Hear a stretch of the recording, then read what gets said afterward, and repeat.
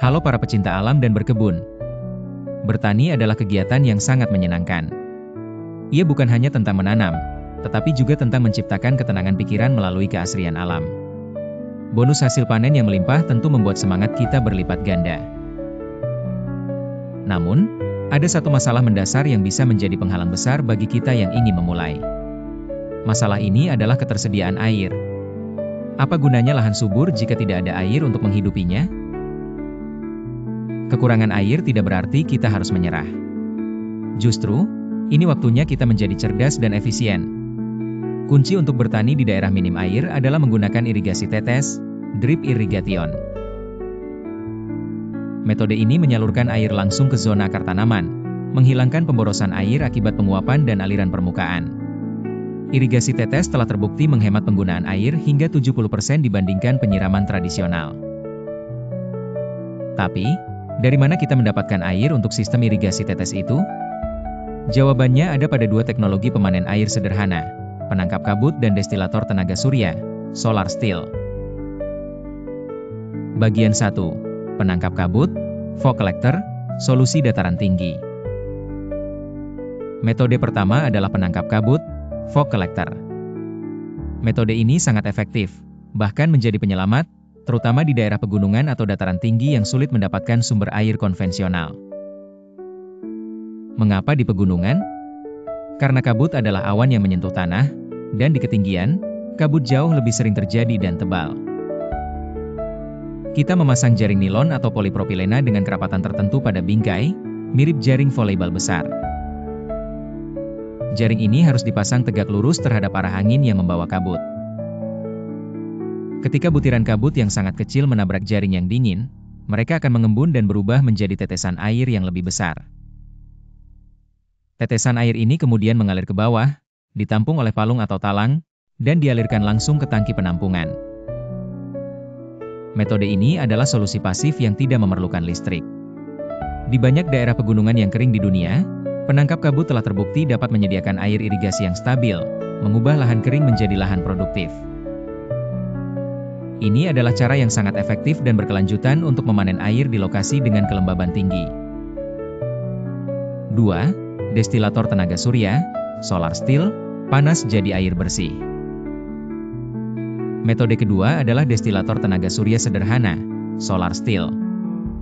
Ini adalah metode yang sangat cocok untuk diterapkan di semua ketinggian, mulai dari dataran rendah hingga tinggi, selama ada sinar matahari yang intens.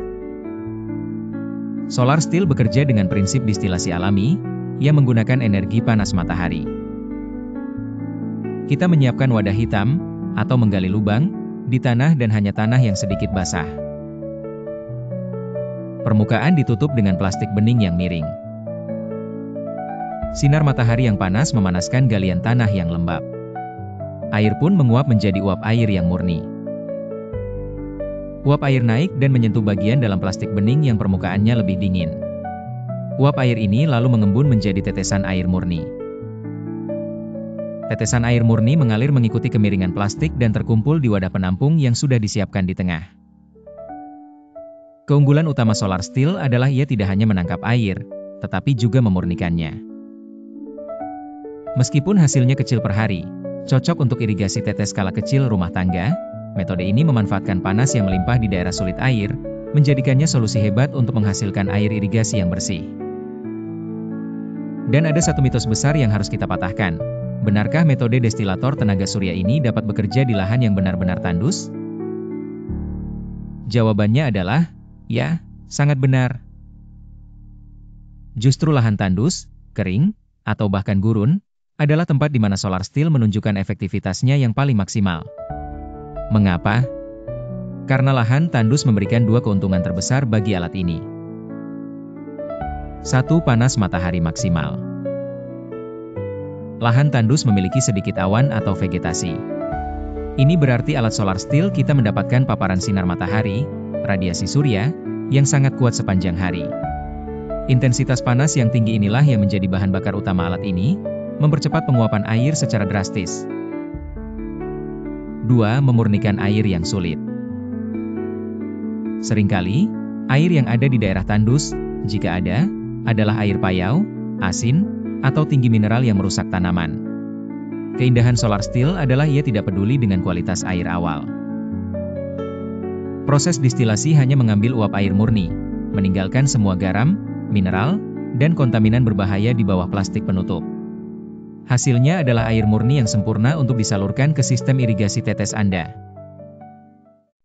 Jadi, jika Anda berada di daerah yang panas, tandus, dan kaya sinar matahari, solar still adalah solusi berbasis ilmu pengetahuan untuk mengubah panas menjadi sumber kehidupan bagi kebun Anda. Jadi, kita telah melihat dua solusi brilian untuk mengatasi krisis air dalam bertani. Penangkap kabut, sangat efektif di pegunungan yang berkabut dan berangin, menghasilkan air murni tanpa listrik. Destilator tenaga surya, efisien di dataran rendah hingga tinggi yang panas dan cerah, sekaligus memurnikan air.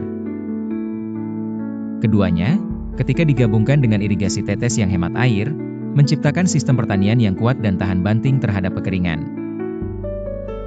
Anda tetap bisa menikmati ketenangan bertani, mendapatkan panen yang melimpah, bahkan di lokasi yang paling menantang sekalipun.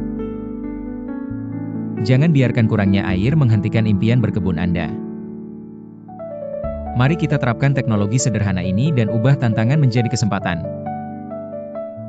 Jika Anda suka dengan konten ini, jangan lupa like, share, dan subscribe untuk tips bertani inovatif lainnya. Sampai jumpa di video berikutnya.